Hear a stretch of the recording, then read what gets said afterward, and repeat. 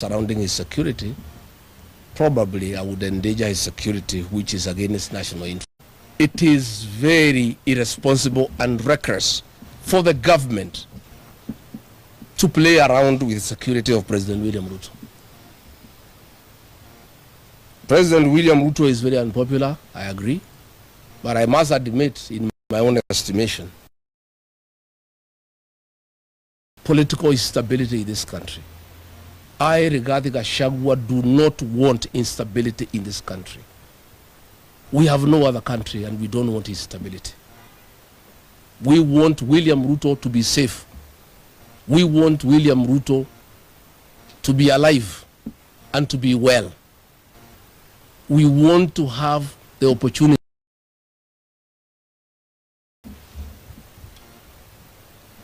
The problem of the security of William Ruto is that he has a CS interior who is naive, childish, and juvenile.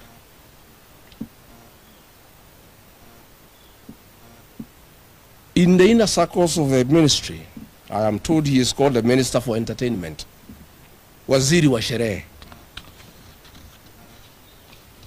Security chiefs are telling me he is not available to be briefed of the country. And when he is available, he does not comprehend security briefs. He is known for party after party. He is too excited by the position. He is partying the whole night. And security chiefs cannot reach him. And when they do reach him, he is unable to comprehend the security briefs. And what we are asking, when we had the Gen Z revolt and William Ruto disbanded the cabinet, I was deputy president, and everybody was demanding that Kipchumba Murkomen should be sacked. William Ruto asked me whether he could appoint him as CS Interior. I couldn't believe my ears. And I told him, you can't. This seat of Interior requires somebody who is mature and who has no political ambition. Because anybody who is ambitious will play around with security agencies and intelligence to further his political ambition. And we did agree with William Ruto at that time that he take him to the Ministry of Sports and Youth. That's where he belongs. This ministry is too serious for such a childish minister. And we ask him, William Ruto, you have been unable to get anything right in this country. In the economy, you have failed. Education, you have failed. Health, you have failed. Investment, you have failed. You can't get anything right, including your own security as a person. That's the question we're asking.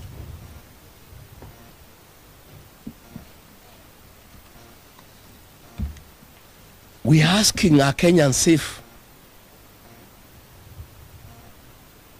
How can Murkomen guarantee the safety of the ordinary Kenyans if he cannot guarantee the security of his appointing authority? The man who has appointed him to the job is not safe. What happens to the rest of Kenyans? In May 2025, William Ruto narrowly escaped a shoe aimed at his head, which he blocked with his hand in Migori. In Soweto, Kibra, on 28th April 2026, a flying bottle of water was hurled at the president by a surging crowd. 6th February 2026, another young man ran to him in Mombasa. His whole security, the inner cordon, the outer cordon, the whole security architecture around the president yesterday was caught flat-footed. The same happened again in Wajir. And people are asking, if the president of Kenya is not safe, who is safe? I'm wondering, where was the AD camp? Because I've had the benefit of undergoing paramilitary training in my earlier years, and my understanding of the security architecture around the president is that the ADC is the last man on the defense line. That if everything else failed and somebody came with a knife, the ADC would go between the president and the knife, or between the president and the bullet. Where is our ADC? He is deployed to be with the president and escort him wherever he goes, including the toilet. What has been happening? That strangers come and accost the president, and everybody is running helter-skelter. The ADC is not there, there is no security. What if that man who came yesterday had a knife? If he could hold his neck and almost twist it, he would have knifed him. What if he was a suicide bomber? This is a very sad state of affairs, and we want to tell William Ruto, you must be very careless, and you have been very careless with the management of the affairs of this country. But you cannot be careless about the management and the stability of the Kenyan nation. You cannot take your security recklessly and in a careless manner. Because if anything happened to you, there will be chaos in this country. There will be stability in this country. In other jurisdictions, by now, the CS Interior would have resigned, the IG would have resigned, everybody would have resigned. But what has happened? Some changes have been done. Let me give Kenyans a snippet of what is happening around the president. I've wanted to avoid this topic because I didn't want really possible enemies of the president to know how exposed he is. But the matter now is in public, it has come to public, like everybody knows, that their president is totally exposed. He has no security around him, he's surrounded by jokers. I'm told most of those people who were guarding him yesterday were busy on WhatsApp and TikTok. They were only realizing the president has been accosted half a minute after the possible assailant had already accosted the president. What is happening is that the presidential escort unit is a demoralized lot. It is demoralized because one, Kipchumba Murkomen, Eliud Langat, and an immediate escort commander, Mayu, have ethnicized that unit. Nearly all officers are from one community where the president comes from. All other officers from other communities are very demoralized, and they are never given an opportunity to escort the president around. Escorting the president around comes with privileges and allowances. All officers from other communities don't leave the camp. It's only officers from the president's community that guard him. And these officers from the president's community have a sense of entitlement. They don't have to be professional. They are only guarding him and escorting him because they come from his community. That is why there is laxity and sheer recklessness around the president. Again, there is a lot of corruption in that unit. Officers have called me this morning. Most of them were guarding me. We know each other. Because the deputy president and the president are guarded by the same unit under the presidential escort commander. When they travel, their allowances. The DIG, Murkomen, and the immediate escort commander demand half the allowances of these officers for them to be allocated to escort the president. So they are very demoralized and very unhappy people. Even after half of the allowances have been taken, for 4 months they have not received the allowances. So they are very demoralized lot. And they are saying they cannot understand why they are not being paid. Yet every day they are allocated the duty to guard millions of shillings being brought to State House to bribe voters. They are the ones who supervise money being offloaded from trucks in sacks to State House. They guard millions of shillings every day. They see the president bribing people with millions every day, yet they have no money in their pocket. They have not been paid their allowances. That is why they are not bothered with the security of the president. They really don't care. They have not been paid their allowances, yet they are the ones escorting money to be given to people who are coming to State House. They see members of parliament coming every Friday. They live with the brown envelopes, yet themselves they have nothing. That is the problem that we face. Again, I must tell William Ruto, please allow professionals to serve you. Why are you insisting that only your tribesmen should guard you? With the changes that were made yesterday, shamelessly, they were all from one community where the president comes from. But your tribesmen have let you down. You are so exposed. If you thought they are very loyal and they are the ones you can trust with your security, see what is happening today. They cannot be professional because they have a sense of entitlement. They have only been given duties to guard you because they come from your community. I want to tell William Ruto to think and think again. If he must have a Kalenjin as a CS Interior, we have very many Kalenjin people who have served this country with the dedication. Very mature.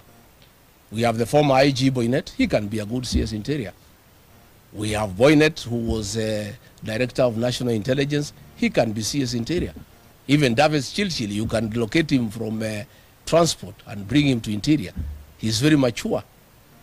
But you can't have a minister who is childish in charge of the security of the country. And it is now very clear to the whole country that there is a problem. If the men who have sold to the Constitution to defend Kenyans from harm is himself exposed as in danger, what happens to the rest of the country? What happens to the rest of the country? William Ruto, you must know, although you are president, your security is a concern to the people of Kenya. Because it's important that you are properly guarded, you are safe and secure for the country to be politically stable. We don't want instability ahead of the elections. You must do the right thing. You must fire Murkomen and get somebody who is level-headed, somebody who knows what he's doing. You can pick somebody from your community if you only trust your community. But you can't have such a reckless and childish person to be in charge of the security of this country. Ladies and gentlemen of the press, you know that since Murkomen became the CS Interior, this country now is run by goons. You cannot tell the difference between goons and police officers. Goons have taken over the country. They ride in police vehicles. They are even supplied with tear gas. Goons and police have attacked churches.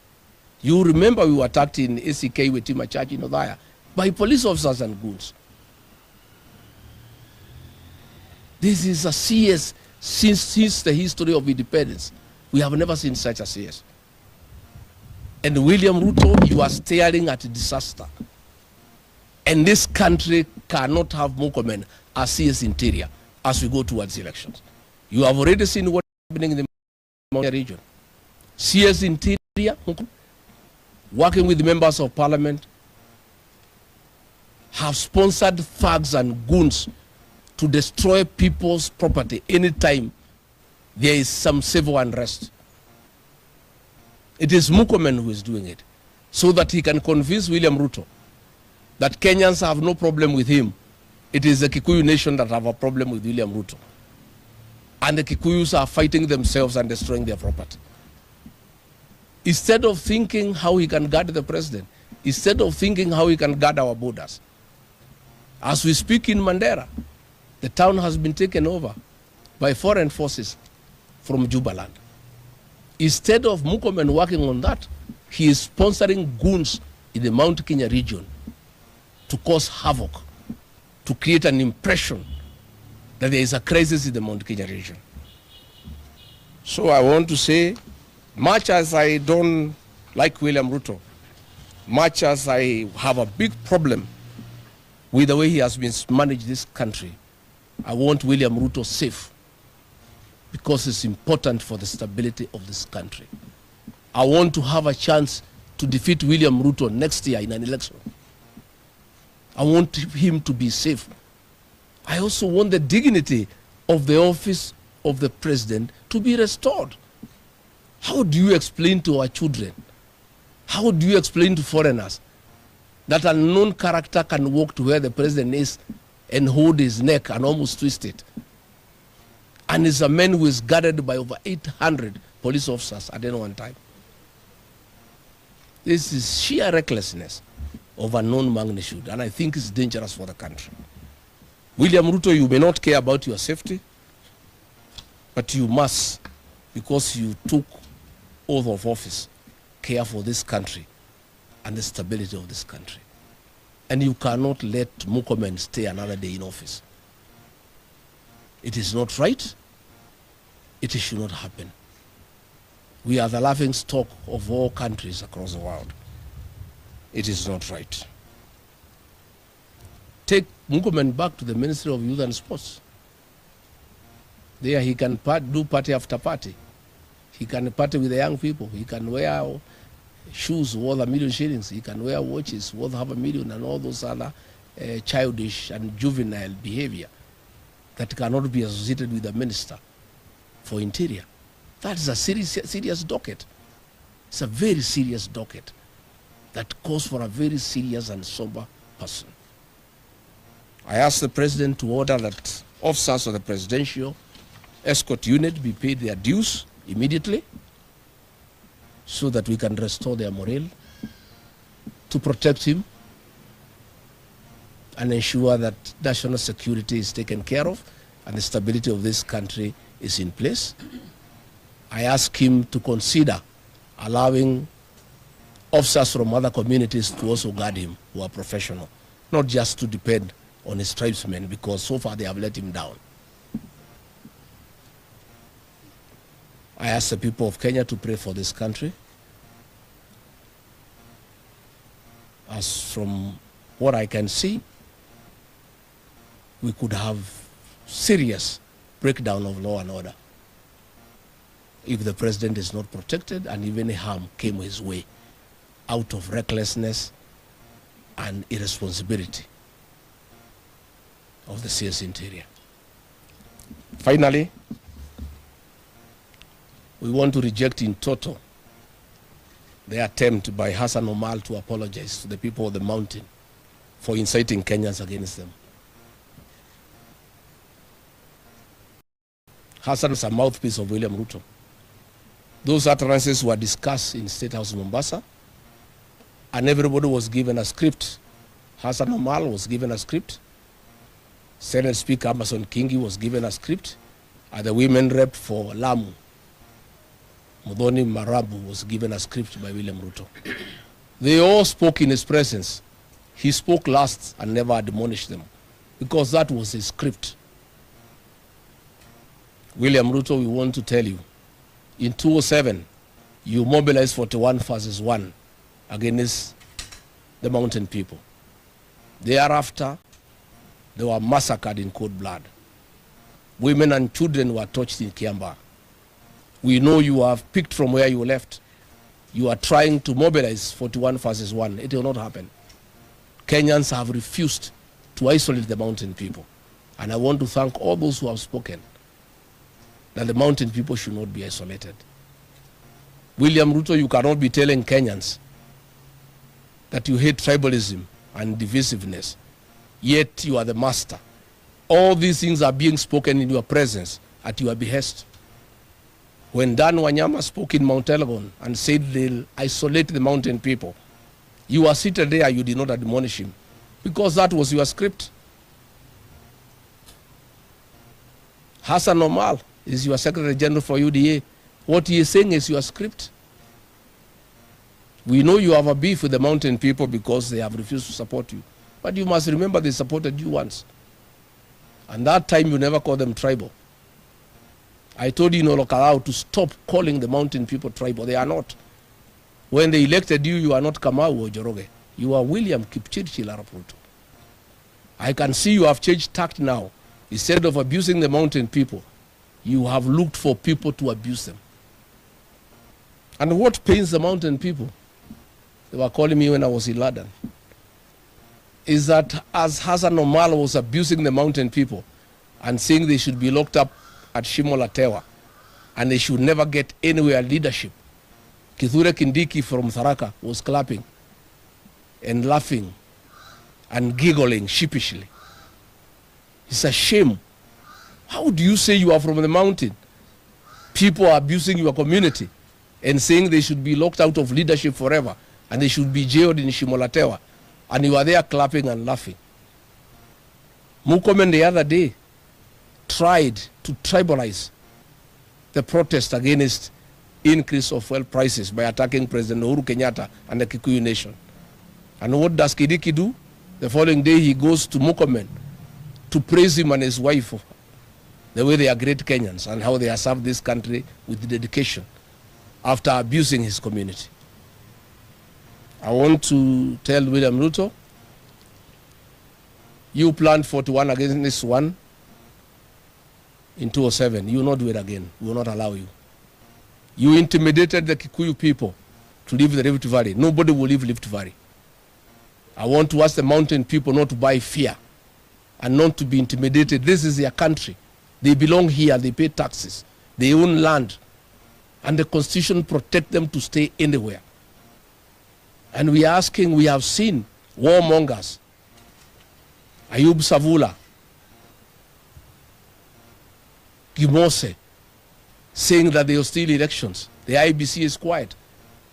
Bwana Ethokon, why haven't you called a press conference to admonish those leaders who are beating drums of war? William Ruto, those are your allies.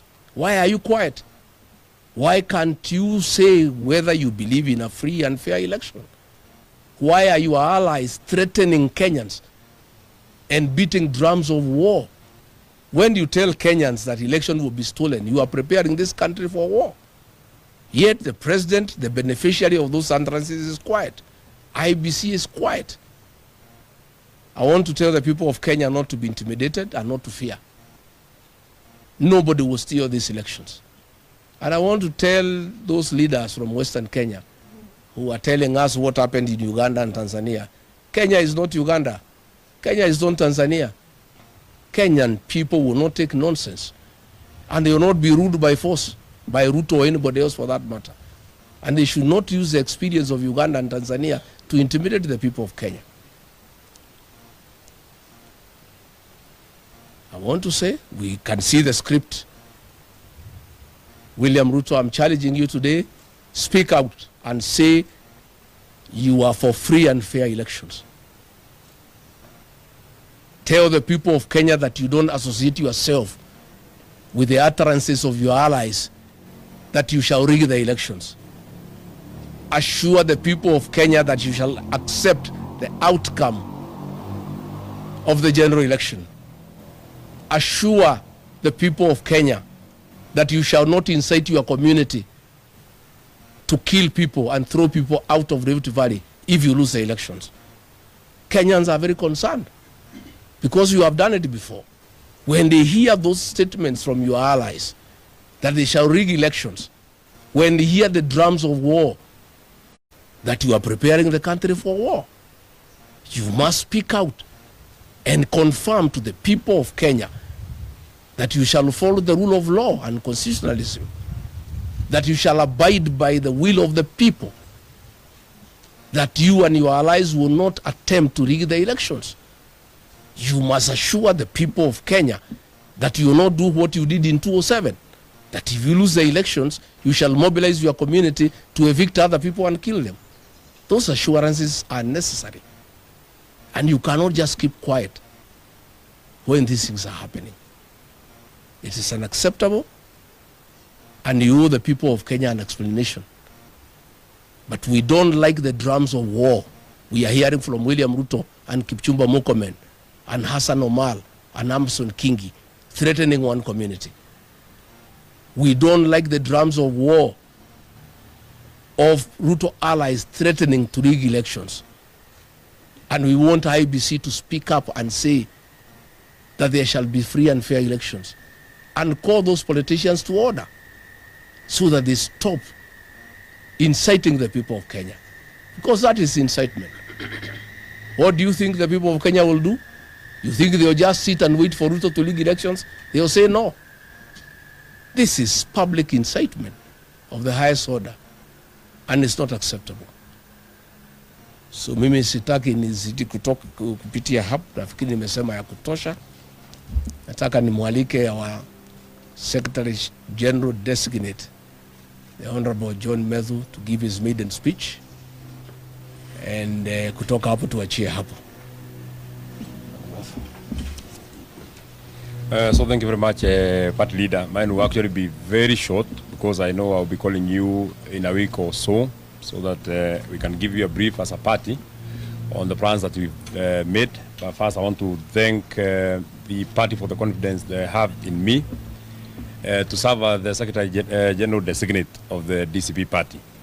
My work and the work of the party members going forward, one is to increase the speed upon which the vehicle that will take William Ruto to Sugoi will be going.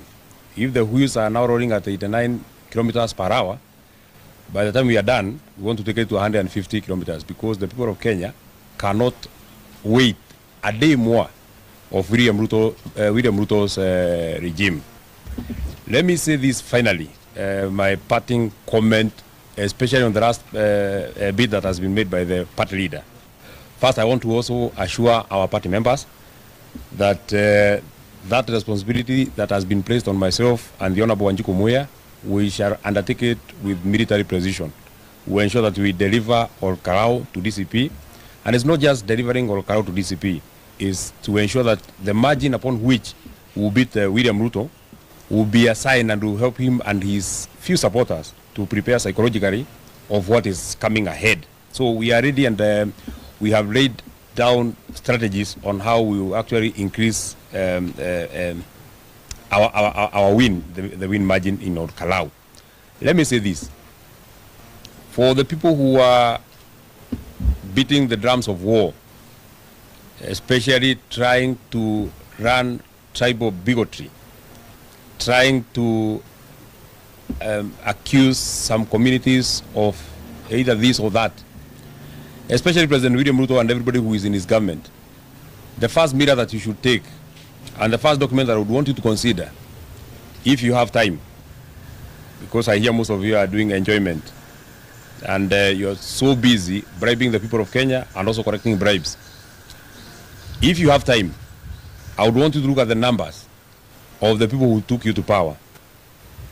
As you try to badmouth the people from our region, the people from the Kenya region, I want you to look at that document of the results that were, the votes that were casted in favor of President William Ruto. As you watch, as people abuse us, because that's now the new strategy that you have employed, it must prick your conscience that out of the 100% votes that you got, 47% of those votes came from one region.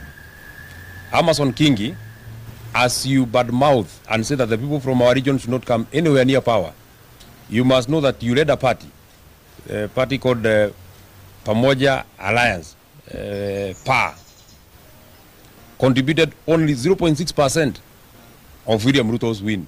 The only votes that you brought to Kenya Kwanza are 0.6%. Yet you enjoy leading one of the arms of government. You are Speaker of the Senate of Kenya, courtesy of the votes of the people that you are badmouthing now. Let me also even remind you, because I was there when you were being elected, even your own senator, the senator for Kilifi, never voted for you. The people who voted for you are the people from the other places. None of us is a tenant in Kenya. All of us are here by right. And none of us who leave Kenya or any other part of this republic will continue serving.